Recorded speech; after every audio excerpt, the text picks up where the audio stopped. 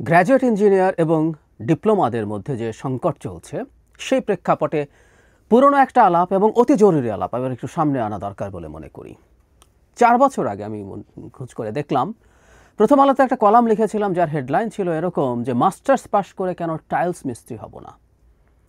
এটা একটা ব্যাকগ্রাউন্ড আছে। ব্যাকগ্রাউন্ডটা হচ্ছে প্রথম আলোতে একটা রিপোর্ট হয়েছিল যে বিভিন্ন রকম শ্রমিকদের কর্মীদের ন্যূনতম মজুরি সরকার ঠিক করেছে। এর মধ্যে একজন টাইলস মিস্ত্রির দৈনিক ন্যূনতম মজুরি ছিল 1100 সামথিং টাকা।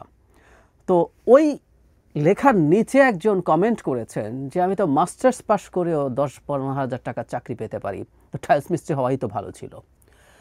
এই মন্তব্যটার সূত্র ধরে কলামটা লেখা, এবং আসলে মূল আর্গুমেন্ট যেটা ছিল সেটা কেউ কেউ বলেন কিন্তু খুব সিরিয়াসলি কেউ বলতে চান না, কারণ এটা অজনপ্রিয় হওয়ার মতো একটা কথা, তাই বলেন না। সেটা হচ্ছে আমরা কেন অহেতুক এত ভার্সিটি বানাচ্ছি, এত গ্র্যাজুয়েট এবং মাস্টার্স তৈরি করছি। আমরা খেয়াল করি, আগে একটু ইঞ্জিনিয়ারদের কথায় আসি, যে আমাদের ইঞ্জিনিয়াররা, গ্র্যাজুয়েট ইঞ্জিনিয়াররা চাকরি পাচ্ছেন না। আমাদের দেশে কতজন গ্র্যাজুয়েট ইঞ্জিনিয়ারের চাকরির সুযোগ আছে আমাদের কি হিসাব আছে? বা আমাদের একটা প্রজেকশন, আমাদের প্রাইভেট সেক্টর যখন যতটুকু গ্রোথ হচ্ছে সেই গ্রোথ কতজন ইঞ্জিনিয়ারকে ডিমান্ড করে আমরা কি হিসাব করেছি? যদি না করে থাকি তাহলে আমাদের এই পরিমাণ ইঞ্জিনিয়ার আমরা সরকারিভাবে এবং বেসরকারিভাবেও কেন তৈরি করছি? আমাদের প্রকৌশল বিশ্ববিদ্যালয়গুলো আছে, আমাদের বিজ্ঞান প্রযুক্তি বিশ্ববিদ্যালয়গুলোতেও প্রচুর ইঞ্জিনিয়ার এখন সরকারিভাবেই তৈরি হচ্ছে, বেসরকারি বিশ্ববিদ্যালয়গুলোতেও প্রচুর ইঞ্জিনিয়ার তৈরি হচ্ছে। এবং আমি চোখ বন্ধ করে বলে দিতে পারি আমাদের ডিমান্ড যা আছে তার তুলনায় অনেক অনেক বেশি গ্র্যাজুয়েট ইঞ্জিনিয়ার্স তৈরি হচ্ছে।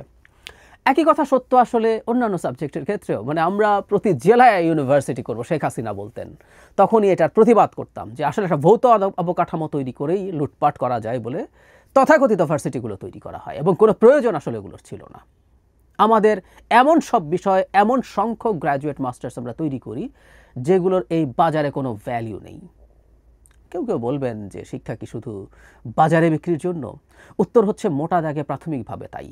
শিক্ষার একমাত্র উদ্দেশ্য এটা না, কিন্তু শিক্ষা যদি দক্ষতা তৈরি করা হয়, প্রধান উদ্দেশ্য আমাদের একটা গরিব দেশ যে উন্নত হয়ে উঠতে চায়, যে কর্মসংস্থান চায়, আমাদের মধ্যবিত্ত মানে অতি ধনী ছাড়া উচ্চ মধ্যবিত্ত থেকে নিচ পর্যন্ত সবার শিক্ষার প্রধান উদ্দেশ্য হচ্ছে একটা পেশা খুঁজে পাওয়া, একটা কাজ খুঁজে পাওয়া, সেটার মাধ্যমে জীবিকা অর্জন করা।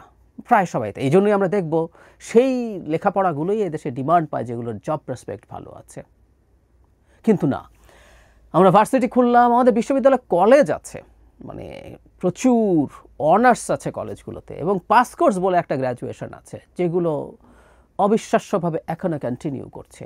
লক্ষ লক্ষ তরুণ তরুণী বেরোচ্ছে এগুলো থেকে পাশ করে, এবং এক তো শিক্ষার অধঃপতন আছে, শিক্ষার মানের প্রশ্ন আছে। আমরা ন্যূনতম মান নিশ্চিত করতে পারি না আমাদের শিক্ষায়। যে সাবজেক্টে যে পড়ছে বিরাট একটা অংশ, বেশিরভাগ স্টুডেন্ট অলমোস্ট তেমন কিছুই জানে না সেসব সাবজেক্ট সম্পর্কে। এগুলো যারা এসব নিয়ে ডিল করেন, চাকরি দিতে যান, তারা জানেন। নাম্বার 2 হচ্ছে তারা যদি দক্ষ হয়েও তৈরি হয়ে উঠতো, সেই পরিমাণ জবের সুযোগ তো সেই ধরনের জবের সুযোগ তো আমাদের অর্থনীতিতে নেই। আমাদের না, দুনিয়ার কোথাও থাকে না। আমার সেই কলামটাতে আমি ধরে ধরে দেখিয়েছিলাম উন্নত দেশগুলো, OECD কান্ট্রিগুলোতে কী পরিমাণ কর্মমুখী শিক্ষা, ওখানে আমাদের লেভেলের এসএসসি বা এইচএসসির পরে কীভাবে বিভিন্ন কর্মমুখী শিক্ষার ক্ষেত্রে প্রত্যেককে নিয়ে যাওয়া হয়, এবং কত পার্সেন্ট, খুবই অল্প পার্সেন্ট, মানে এটা 60-65 থেকে 70% পর্যন্ত আছে যারা এই মানে রেগুলার যে গ্র্যাজুয়েশন মাস্টার সেই শিক্ষার মধ্যে যায় না। তার আগেই তারা কোনো না কোনো একটা কর্মমুখী শিক্ষায় শিক্ষিত হয়ে ট্রেনিং নিয়ে তারা তাদের বৃত্তি, তাদের কাজ ঠিক করে ফেলেন। আর আমরা ধরে ধরে BA-MA পাস বানাচ্ছি এবং বেকার তৈরি করছি, যারা শেষ পর্যন্ত আর কিছু না করে, তারা জানে তারা এমপ্লয়েবল না, তাদেরকে চাকরি দিতে চাইলেও দিতে পারবে না, সেই দক্ষতা নাই। এক তো সেই সাবজেক্ট না হলে পারবেনই না, আর সেই সাবজেক্ট হলে সেই দক্ষতা নাই। তারপর তারা করছেন কি? BCS পড়ছেন। জীবনের বিরাট একটা অংশ সময়, এমনকি আন্ডার গ্র্যাজুয়েট পড়ার সময় থেকে শুরু করে যতদিন বয়স থাকে BCS, কারণ ওই একটা চাকরি তার পাওয়ার সুযোগ আছে, কারণ ওখানে এমন কিছু জিনিস আছে যেগুলোর জন্য আসলে তেমন কোনো গুরুত্বপূর্ণ মেধার প্রয়োজন হয় না। অনেকে খুব বলে যে কোটা না মেধার স্বাক্ষর করে BCS-এ গেছে। না, সরি, BCS-এর যে ভর্তি পরীক্ষার প্যাটার্ন, টাইপ, এটার যে প্রশ্নের ধরন, ওটা আসলে ঠিক মেধা যাচাই করে বলে আমি বিশ্বাস করি না। কেউ আর্গুমেন্ট করতে পারেন। তো ওই একটা জায়গাতেই মেধাহীন মানুষ বা কম মেধার মানুষও চাকরি পেতে পারেন বলে ওটার জন্য বসে থাকেন, এবং আমাদের যুব সমাজের জীবনের 10 বছরের মতো সময় জাস্ট নষ্ট করা হয়। কারণ বিসিএস শেষ পর্যন্ত কতজনই বা পাবেন। আবার যেটা হয়, এই ধরনের পড়াশোনা করা মানুষ শেষ পর্যন্ত ওই যে টাইলস মিস্ত্রি, কেউ যদি মনে করেন যে টাইলস মিস্ত্রি হওয়াই ভালো, 15,000 টাকা চাকরি চেয়ে 30,000 টাকা দিয়ে আমি শুরু করতে পারবো বা অন্য কিছু, সেটাও তারা করে উঠতে পারেন না। কারণ তারা মনে করেন যে তাদের একটা চেয়ার টেবিলের চাকরি লাগবে।